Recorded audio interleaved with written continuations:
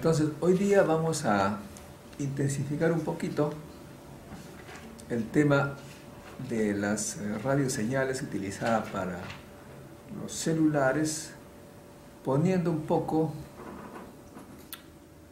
en comparación la reglamentación en Estados Unidos y algunas observaciones que hacen otros, como por ejemplo Suiza, respecto a los efectos, y también haciendo referencia al Organismo Mundial de la Salud, que ustedes deberían estudiar con más detalle.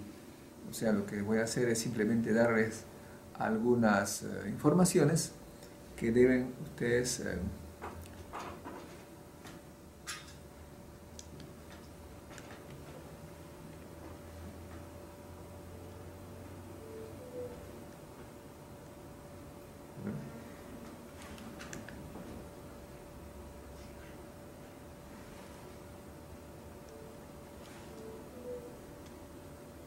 ¿cómo es esto? Acá, ok. En primer lugar, ustedes ven allí el rango de frecuencias que ya conocen bien, de las radiofrecuencias, que van desde los 0.3 MHz hasta los 3000 MHz, y que utilizan algunos celulares, pero sobre todo los hornos microondas a 3000 MHz. Este rango de frecuencias debe ser tratado con mayor detalle. Es una fotografía, una imagen de lo que significan las frecuencias y en qué se usan. Por ejemplo, cuando tenemos la radiación de 10 a la 20 Hz, ya estamos hablando de gammagrafías.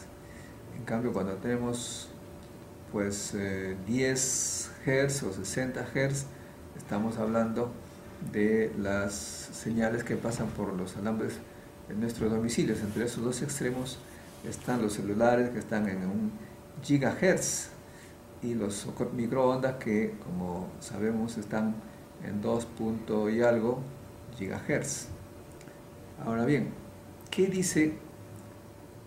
Acá hay otra imagen que nos da una idea también de los usos, otra forma de ver.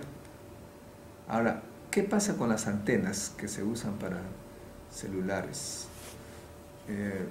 Tenemos que tomar en cuenta, y eso es un poco la pregunta que hice, que lo que decrece con la distancia a la antena es la potencia, la densidad de potencia. La frecuencia es la misma, como ustedes saben, lo que crece es la densidad de potencia. Y también es importante saber que la densidad de potencia no se distribuye de igual forma. Una antena tiene su preferencia en tal o cual dirección. Eso es fundamental para ¿no? Para cuando ustedes den opiniones o hagan análisis de una antena determinada, de sus riesgos, de los riesgos que tienen. Ese es un trabajo que les he indicado para una próxima clase, para que hagan investigaciones. Es importante, por ejemplo, notar que hay límites ocupacionales, ya lo dijimos, y límites para el público en general. En el caso de Estados Unidos, acá tenemos una tablita con los límites. Noten ustedes que se tiene en primer lugar de 0.3 MHz a 3.0 MHz, el rango de frecuencia.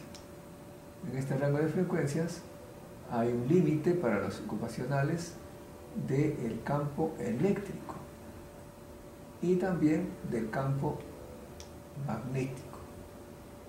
En este caso está H, A sobre N, no está el B sino el H. Y también la densidad de potencia. Ojo que aquí están las dos combinadas, ¿no es cierto? y aquí tenemos la densidad de potencia. Pero también es necesario notar que se debe a que se está sometiendo a la persona durante 6 minutos, ¿no? Tanto al campo eléctrico como al campo magnético. Ahora, lo que quisiera que ustedes traten de deducir, de acuerdo a lo que ustedes han hecho en clase, por qué en el campo eléctrico es 614 y en el campo magnético 1.63. Entonces apunten ustedes eso, ¿ya? Entonces, apuntar. ¿Qué relación hay entre el campo eléctrico y el campo magnético en el 0.3 y 3.0? ¿Por qué tienen esos límites? ¿Por qué tan preciso 1.63 y 6.14? Acuérdense que en los anteriores no era tan así, eran números diferentes.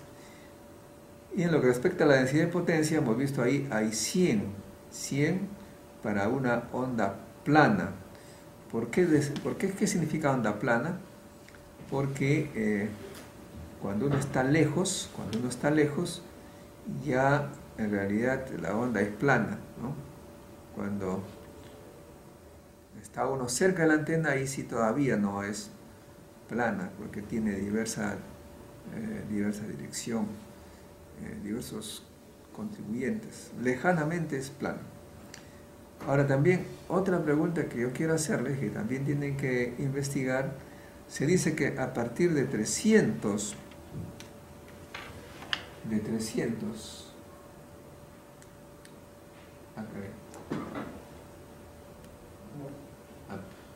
pasó.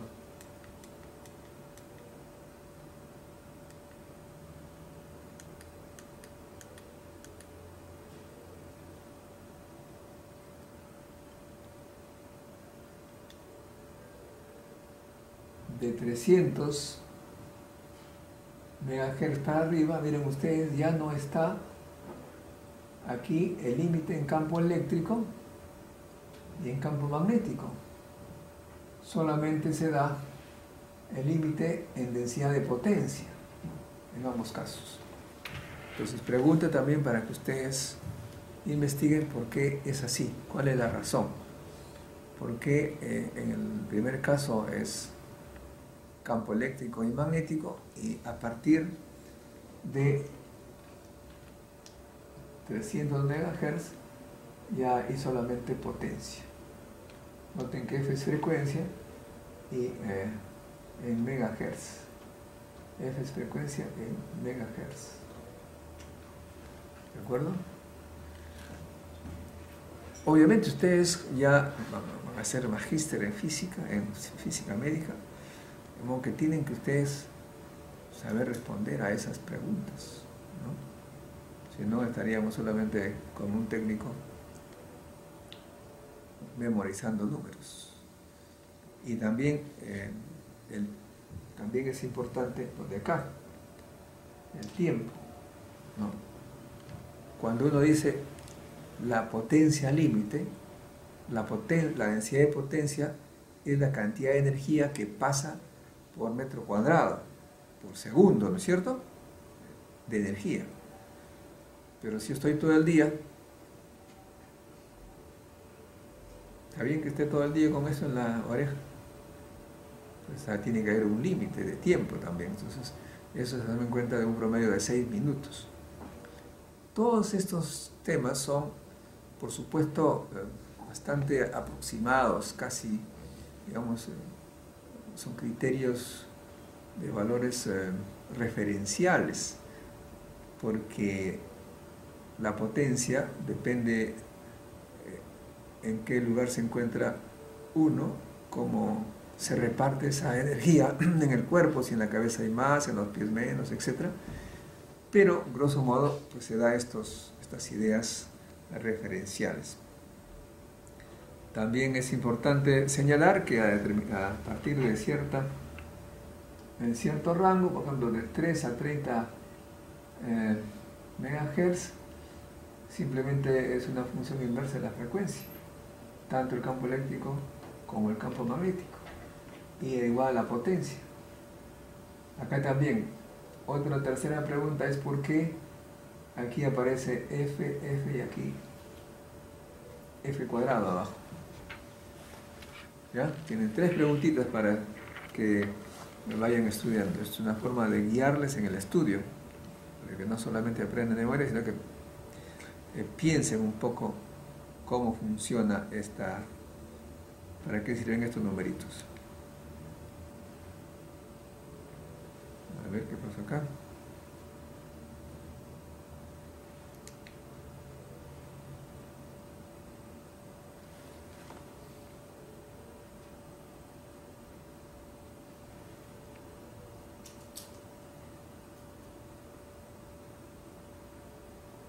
Bueno, aquí tenemos nosotros igual para la ocupacional y para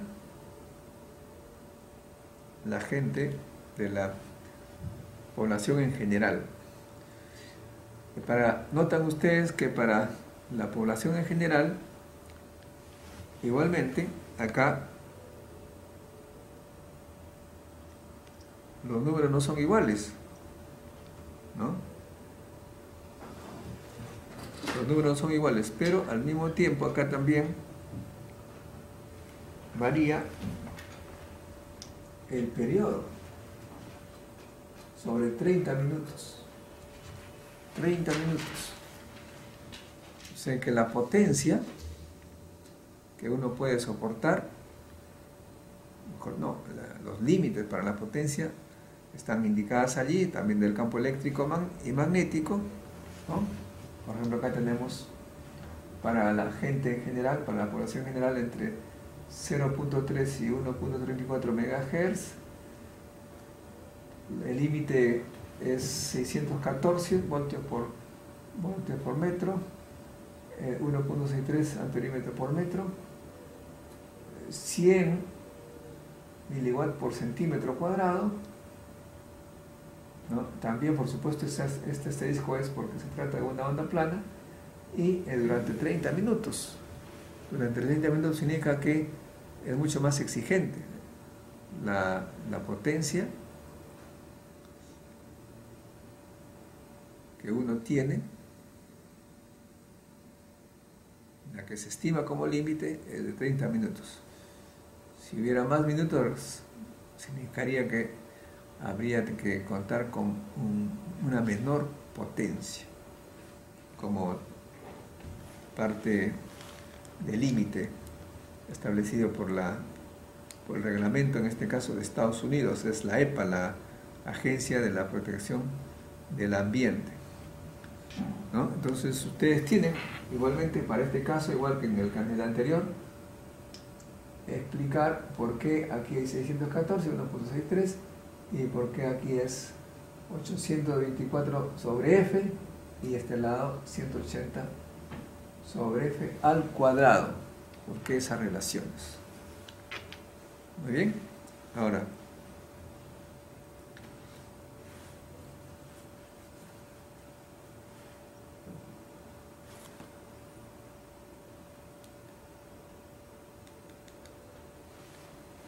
aquí es importante también tomar en cuenta estas definiciones. Estas definiciones, ¿qué es lo que significa un control ocupacional? Se trata de personas que son expuestas a consecuencia de su trabajo. Y siempre y cuando a los trabajadores correspondientes se le haya explicado los riesgos potenciales que van a correr al exponerse a esta radiación. Por supuesto, en este caso también se aplica a personas que pasan por el lugar donde hay estas radiaciones, personas que pasan, que no necesariamente están trabajando allí, y a los cuales se les ha explicado igualmente los potenciales riesgos. A esta gente se le llama la ocupacional, ¿no? Ahora, y la gente en general, la población en general, se define cuando las exposiciones son prácticamente incontrolables en el sentido que de todas maneras les llega, sí o sí, como consecuencia de que, bueno, uno camina por la calle, no está trabajando en telefonía, pero por el hecho de que existen estas antenas, uno está recibiendo esa radiación. Y la población también tiene que ser plenamente informada de estas cosas, de los riesgos, porque de otra manera la población estaría exponiendo sin ningún tipo de conocimiento, como ocurre en la mayoría de los casos, y no tiene, por supuesto, ninguna posibilidad de protestar ni reclamar. Simplemente se expone y ya. Ahora bien, respecto a las antenas, es muy importante que se sepa que las antenas tienen una direccionalidad. Por ejemplo, acá tenemos este tipo de antena que se llama de un solo sector. Son antenas que grosso modo van en una sola dirección, ¿no? Y si se quiere tener señales en diversas direcciones, pues se hace tres arreglos, tres sectores, un arreglo de tres sectores, un sector A, B y C. Acá hay un solo sector. ¿Cuál es el problema de este sistema de antenas con varios sectores? Un sector significa que básicamente está señalando hacia un lugar, está dirigida hacia un lugar, tiene una preferencia, una dirección preferencial. Cuando queremos ser más amplios, queremos irradiar más área, más ángulo sólido, ya tenemos que aumentar el número de sectores. Y esto se realiza colocando, pues, como ustedes han visto ahí, en este caso, tres sectores. ¿Cuál es la diferencia para la gente que está alrededor? Pues, claro, la gente que está alrededor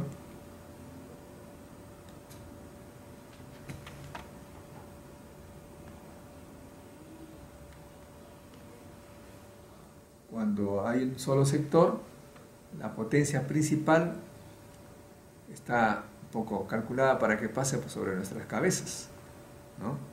Y de todas maneras hay una potencia débil que nos llega a nosotros, pero la idea es que la gente que está cerca le llegue menos potencia.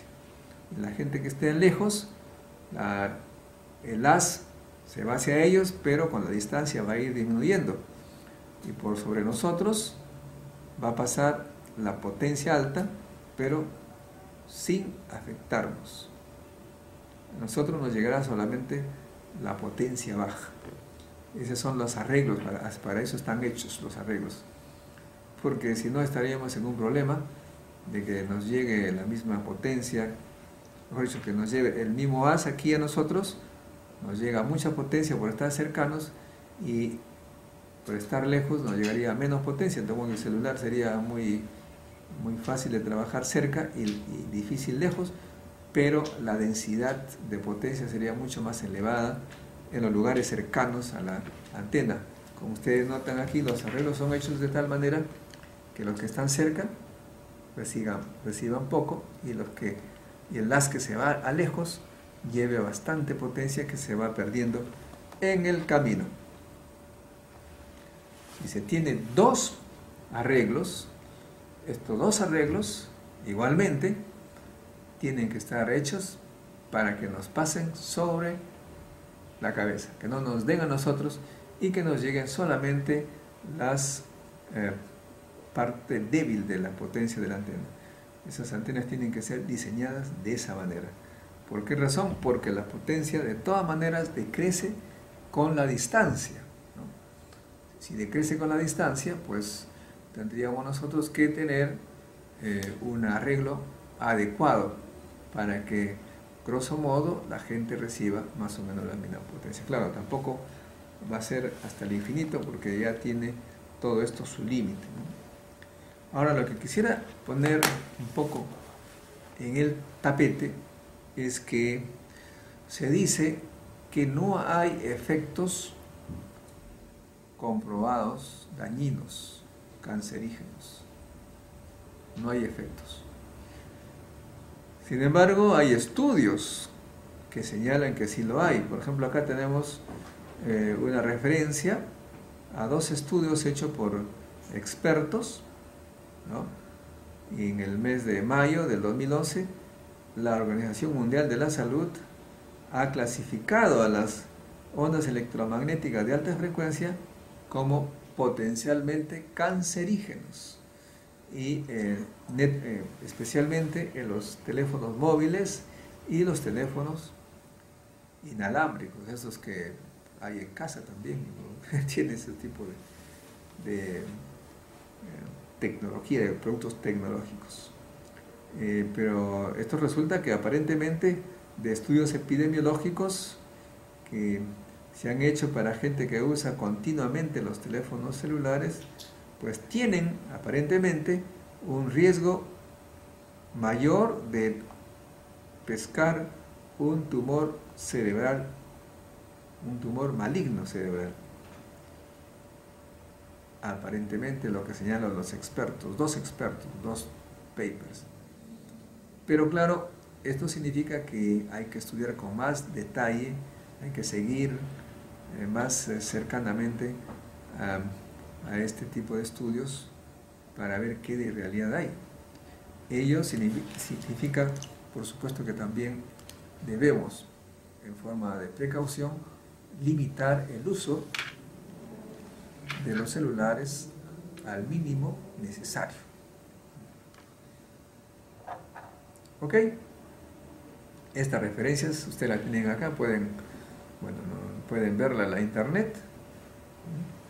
Hay el señor Ross Lee Rapp y Hugh y sus colaboradores, han sido escritos en alemán, pero ustedes pueden hacer referencia, pueden estudiar en los documentos de la Organización Mundial de la Salud del 2011 para ver qué cosa de detalle hay sobre el tema.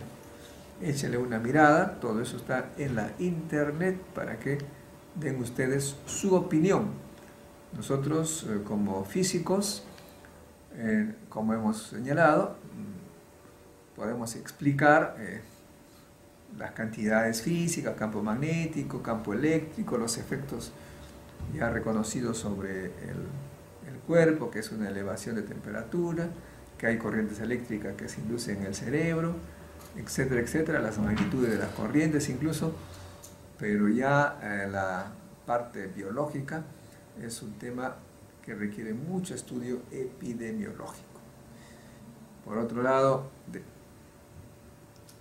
debemos saber, y lo hemos dicho ya, que nuestras moléculas pueden disociarse, y la disociación de las moléculas no significa necesariamente un efecto de una radiación ionizante. También la radiación no ionizante podría tener esos efectos de disociar una molécula, separar átomos, ¿no? Esto es posible, y una separación de un átomo, o sea, una ruptura de una molécula a nivel del ADN, significaría un cambio del código, del secuenciamiento genético, del orden, cómo están las bases del mensaje que tiene la molécula ADN, lo que significaría una mutación en realidad, porque un cambio de una base significa, pues, hay veces consecuencias drásticas en el ser que está llevando a esa célula. Vemos que esto requiere ya mucho estudio al respecto para llegar a una conclusión, ¿no? Los efectos de la radiación ionizante en las moléculas, por lo tanto en las células. Muy bien, eso es lo que quería contarles hoy día sobre la forma como lo ven los norteamericanos y los suizos el tema de la radiación ionizante, especialmente para los móviles. Son organismos estatales, no son organismos privados, sin fines de lucro, como fuera, son organismos estatales que se preocupan por la salud de sus ciudadanos.